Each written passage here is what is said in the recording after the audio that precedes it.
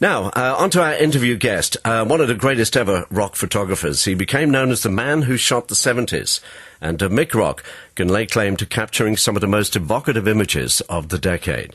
And what marked him out from other photographers was that he was part of the scene that he was capturing on film. As Lou Reed put it, he was another leg of the animal called rock.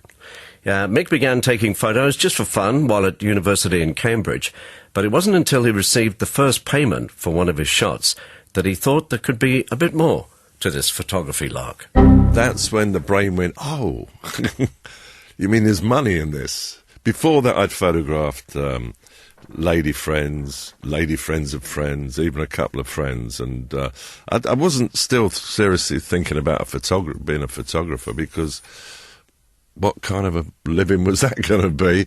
But when some local band, and I can't even remember what they're called, I can see them in my mind, offered me a fiver, I thought, wow, you can actually get paid for this stuff. And so that planted that particular seed. Well, let's go to the beginnings of your connection with David Bowie. Oh, David Bowie. Did you go to his first gig when there was about 400 people, or one of the early gigs? Someone had given me a press copy. You knew it was a press copy because it had a hole in the corner of Hunky Dory. I mean, I played that so many times that first night. I wrecked the record and actually had to go out and buy it the next day, much to my chagrin. And this was at a time when Bowie wasn't really... No. The hip people had sort of were into him, but it was the early days. Well, there were 400 people there. I mean, it was, somebody knew about him. The connection was not about photographing. It was actually, initially, about interviewing him. So if I was maybe shooting someone, or it would work the other way, I'd do a little interview too. I did a lot of interviews with the people back in those days, including later Lou and Iggy and Freddie and Mick Ronson and Lindsay Cap, a lot of the characters that I was working with. So your ability not only is you've got the eye, but you can get on with people. You look like a musician. Instead of a guitar, you've got a camera. That's exactly. I suppose... I mean, I wasn't a beast of the press, of the media. I was spawned... You were on their side. I was totally on their side. I wanted them to be pleased. I wanted them... Yeah, I wanted to be a little bit clever here and there in the things I wrote, but absolutely nothing of any snarky nature, which, of course, was starting to abound, especially because of the NME. Yeah. So you obviously got on really well with David Bowie, and then you became the official photographer, and you went on tour with Bowie in Whatever America. Official photographer meant. It meant... Well, you're allowed to hang out everywhere, I guess. But hanging out and not getting paid. Because De Vries was like that. He might pay some expenses. Tony De Vries was David's manager. Yeah, but I didn't care. You didn't need a lot of money in those days. I did what I wanted to do. I mean, that was the fun part. Thinking, well, one day I'll get round to what I should be doing, because the idea of being a rock and roll photographer, well, it wasn't something... The word career I never used. But, I mean, Bowie was a fascinating subject, wasn't he? It was a gift. Yeah, he understood visual image. I mean, he was way ahead of his time, way ahead. And, of course, he was blending this androgyny thing with the space thing. But what people call glam rock was not just about makeup. Not where David was coming from. He fused many different elements, and that was the thing that intrigued me. Ziggy played for time. Bowie and Ziggy Stardust. My guest is photographer Mick Rock. So let's get on to Lou Reed. We got to get on to Lou Reed because of the new book. Because you did that Transformer cover. Yes, the magic shot, yes. And the amazing thing is, you would think, it's very kind of washed out, black and white. You would think that's a studio shot, but it wasn't, was it? People always say that. They think that is, and they think the raw power shot is, because they're very still. I've obviously caught them in both cases at a moment when they're just looking away. Somebody's probably doing a guitar solo. And what ended up on the back of the cover was the concept for the front. But when Lou saw that shot, he said, that's the cover of Transformer. So you've known him, you must have known him, what, over 40 years? Yeah. That's a long time. It's just a long time. To keep a friendship going and everything else like that. Yeah, we've had years when we didn't talk. Maybe we were out on a... But no, there's never been any issues between me and Lou. He knows I love him. I've always loved him. He's... and I think the feeling he says is very mutual. He's... it started out with my admiration for his work, even though Most people didn't know about it. I was very aware of those 4 Velvet Underground albums, as was David Bowie, come to that. And that was one of the ways we bonded over Lou Reed and Sid Barrett, me and David. And he knew that Sid was a friend of mine and I'd photographed him.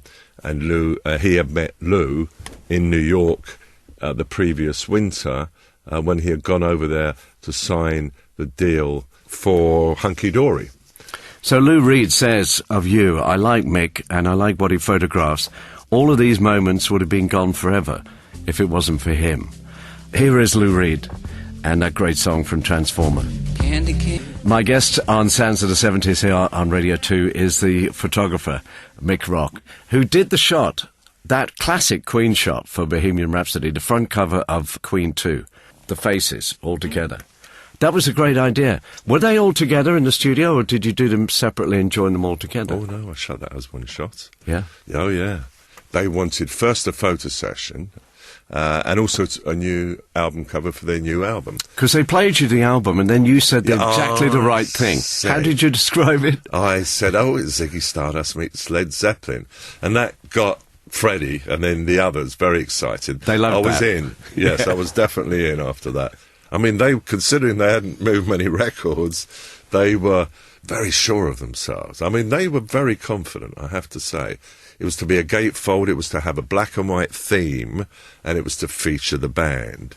I had recently gotten to know a guy called John Cabal, who had an amazing collection of old Hollywood stills. He showed me a shot of Marlene Dietrich on the set of Shanghai Express in that particular position. With the arms folded. With the arms folding. Hands on the shoulders, yeah. Exactly, and slightly hooded, not as hooded as the lighting that I came up with, but the principle was there. I showed that to Freddie, and of course, just the idea of being Marlene Dietrich was enough to get Freddie into it. Now, for a time, the band were a little bit resistant to the black shot because I think they felt it was a little bit too powerful for a band that were not really known and hadn't really sold any records. They thought it was maybe a little pretentious, which of course did not bother Freddie one iota, and he basically bullied the other 3 into using it, and of course it was the right move. That's Queen, and a little bit of Bohemian Rhapsody. Now, the next person, if David Bowie was a god to photograph, then a goddess must have been Deborah Harry. Must have been the divine. Thank God, I thought, last I'm celebrating a lady rocker, all these boys that I've been working with. The first shots I did of her are the ones that are very Marilyn-y. There's a blue shot, there's a pink shot, there's an orange shot, and the hair, is looking at its best. I was electrified. You can see it in the sessions when I get really electrified. There's nothing out there of her where she looks bad. And what is it about her? I mean, she's got the cheekbones, hasn't she definitely has the shape of the face. I think it's also her attitude. She just really has a great attitude. And I don't know anybody in either film or rock and roll. I can't think of anybody that ever looked better than she did. I mean, can you name anybody? Nobody. And the music was great too. Exactly, and it's endured, even though a lot of critics at the time were a little bit critical of it because they thought it was a little lightweight compared to some of the punk stuff that was flying around. But they were wrong.